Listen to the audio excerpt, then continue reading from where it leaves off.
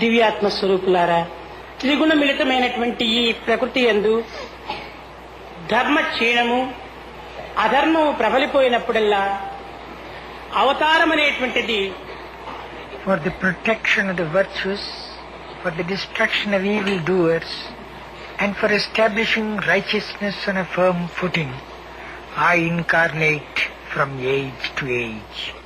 Whenever Ashanti or disharmony overwhelms the world, the Lord will incarnate in human form to establish the modes of earning peace and to re-educate the human community in the paths of peace. At the present time, strife and discord have robbed peace and unity from the family, the school, the community, the society, the villages, the cities and the state. The arrival of the Lord is also anxiously awaited by saints and sages. Sadhus prayed, and I have come. My main tasks are fostering of the Vedas and fostering of devotees. Your virtue, your self-control, your detachment, your faith, your steadfastness, these are the signs by which people read of my glory. You can lay claim to being a devotee only when you have placed yourself in my hands fully and completely with no trace of ego. You can enjoy the bliss through the experience the avatar confers. The avatar behaves in a human way so that mankind can feel kinship, but rises into his superhuman heights so that mankind can aspire to reach the heights, and through that aspiration can actually reach him. Realizing the Lord within you as the motivator is the task for which he comes in human form. Avatars like Rama and Krishna had to kill one or more individuals who could be identified as enemies of the dharmic way of life and thus restore the practice of virtue. But now there is no one fully good. And so, who deserves the protection of God? All are tainted by wickedness. And so, who will survive if the avatar decides to uproot? Therefore I have come to correct the buddhi, the intelligence, by various means. I have to counsel, help, command, condemn, and stand by as a friend and well-wisher to all, so that they may give up evil propensities and, recognizing the straight path, tread it and reach the goal. I have to reveal to the people the worth of the Vedas, the Shastras, and other spiritual texts which lay down the norms. If you accept me and say yes, I too respond and say yes, yes, yes. If you deny and say no, I also echo no. Come, examine, experience, have faith. That is the method of utilizing me. I do not mention about Sai Baba in any of my discourses, though I bear the name as Avatar of Sai Baba. I do not appreciate in the least the distinction between the various appearances of God, Sai, Rama, Krishna, etc. I do not proclaim that this is more important or that the other is less important. Continue your worship of your chosen God along the lines already familiar to you. Then you will find that you are coming nearer and nearer to me. For all names are mine and all forms are mine. There is no need to change your chosen God and adopt a new one when you have seen me and heard me. Every step in the career of the avatar is predetermined. Rama came feed the roots of Satya or truth and Dharma or righteousness. Krishna came to foster Shanti, peace, and Prema, love. Now, all these four are in danger of being dried up. That is why the present avatar has come. The Dharma that had fled to the forests has to be led back into the villages and towns. The anti-Dharma that is ruining the villages and towns has to be driven into the jungle. Come, just one step forward. I shall take 100 steps towards you. Shed just one tear. I shall wipe 100 from your eyes. I bless only thus. May your bliss grow. I have come to give you the key of the treasure of Ananda or bliss, to tell you how to tap that spring, for you have forgotten the way to blessedness. If you waste this chance of saving yourselves, it is just your fate. You have come to get from me tinsel and trash, the petty little cures and promotions, worldly joys and comforts. Very few of you desire to get from me the thing I have come to give you, namely liberation itself. And even among these few, those who stick to the path of spiritual practice and succeed are a handful. Your worldly intelligence cannot fathom the ways of God. He cannot be recognized by mere cleverness of intelligence. You may benefit from God, but you cannot explain Him. Your explanations are merely guesses, attempts to clothe your ignorance in pompous expressions. Bring something into your daily practice as evidence of your having known the secret of the higher life from me. Show that you have greater brotherliness. Speak with more sweetness and self-control. Bear defeat as well as victory with calm resignation. I am always aware of the future, the past, as well as the present of every one of you. So I am not so moved by mercy. Since I know the past, the background, the reaction is different. It is your consequence of evil deliberately done in the previous birth, and so I allow your suffering to continue, often modified by some little compensation. I do not cause either joy or grief. You are the designer of both these chains that bind you. I am Ananda Swarupa. Come, take Ananda from me. Dwell on that Ananda or bliss and be full of peace. My acts are the foundations on which I am building my work, the task for which I have come. All the miraculous acts which you observe are to be interpreted so. The foundation for a dam requires a variety of materials. Without these it will not last and hold back the waters.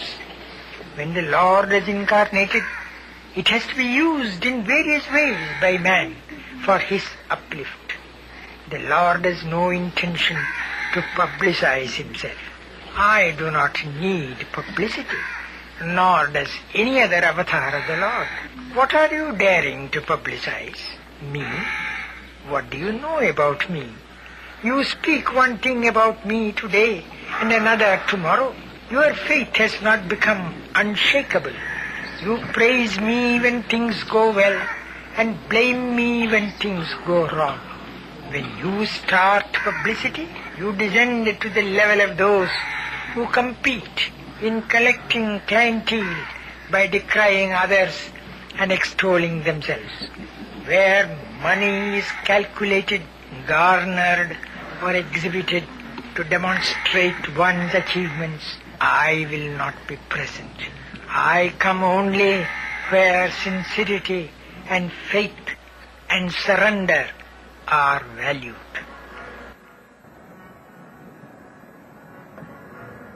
Om Shivaya, Om Shivaya.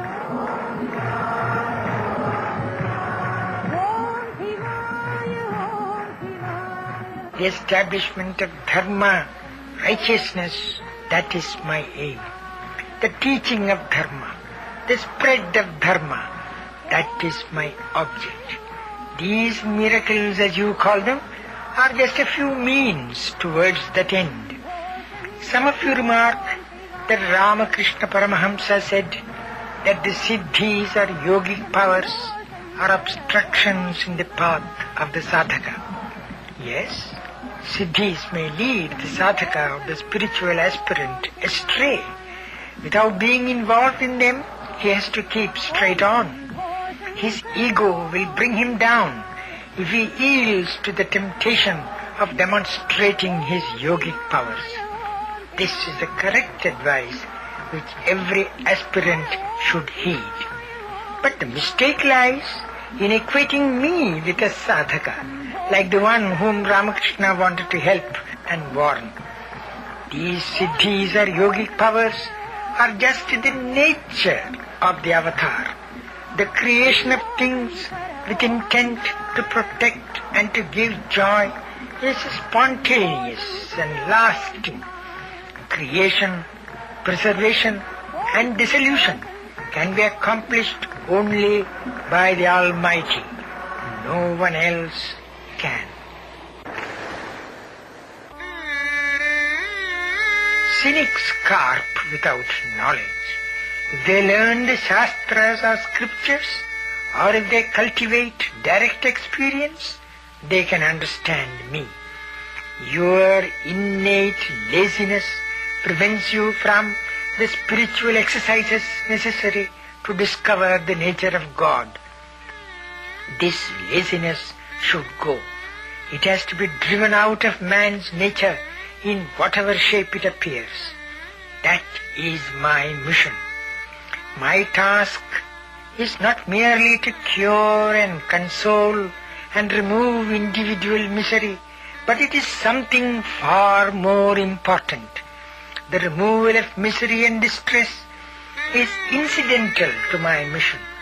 My main task is the re-establishment of Vedas and Shastras and revealing the knowledge about them to all peoples.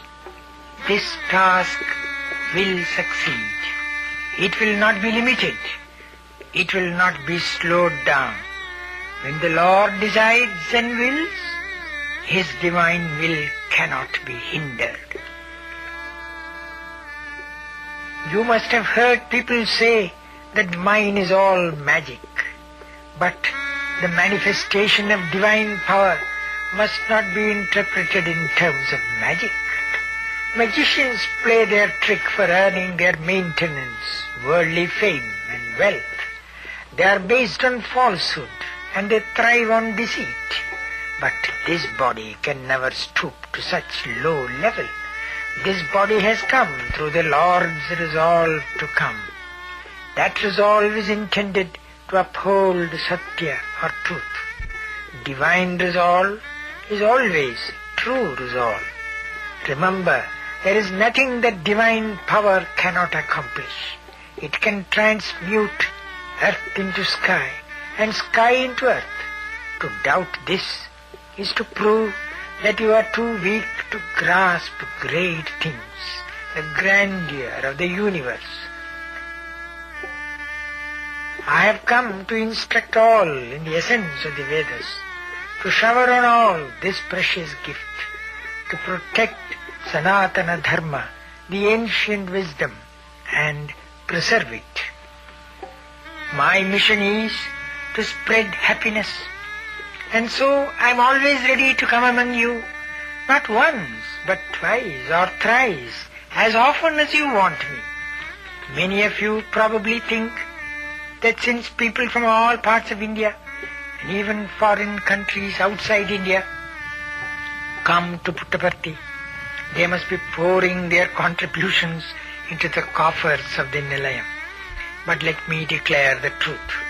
I do not take anything from anyone except their love and devotion. This has been my consistent practice for the last many years. People who come here are giving me just the wealth of faith, devotion and love. That is all. Many of you come to me with problems of health and mental worry of some sort or the other. They are mere baits by which you have been brought here. But the main purpose is that you may have the grace and strengthen your faith in the divine.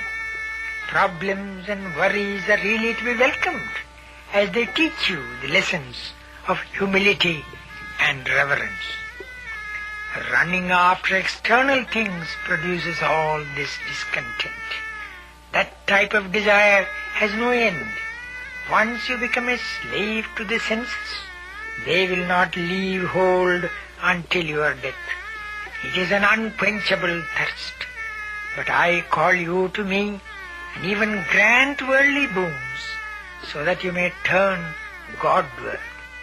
No avatar has done like this before, going among the masses, counseling them, guiding them, consoling them, uplifting them, and directing them along the path of Satya, Dharma, Shanti and Prema. My activities and movements will never be altered, whoever may pass whatever opinion on them. I shall not modify my plans for Dharma Sthapana, the establishment of righteousness, my discourses or my movements. I have stuck to this determination for many years, and I am engaged in the task for which I have come, that is, to inculcate faith in the path of Prashanti. I shall not stop nor retract a step. Not even the biggest scientist can understand me by means of his laboratory knowledge. I am always full of bliss, whatever may happen. Nothing can come in the way of my smile. That is why I am able to impart joy to you and make your burden lighter. I never exult when I am extolled, nor shrink when I am reviled.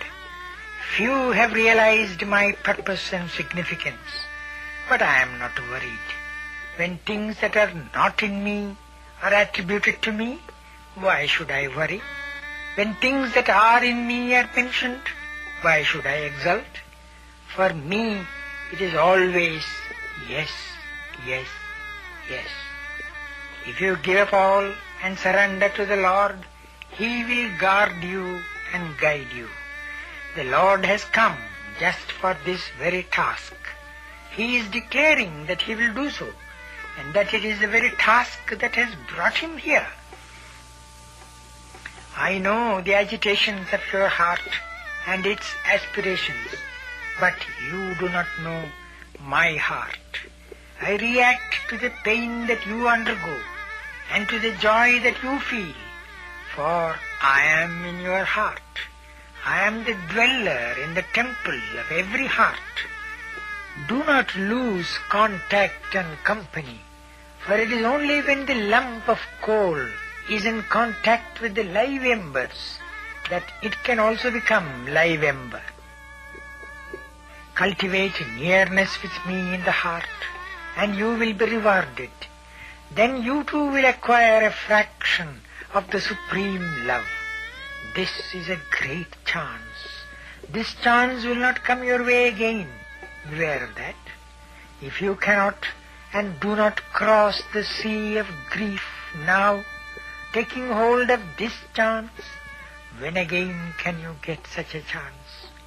Be confident that you will all be liberated. Know that you are saved.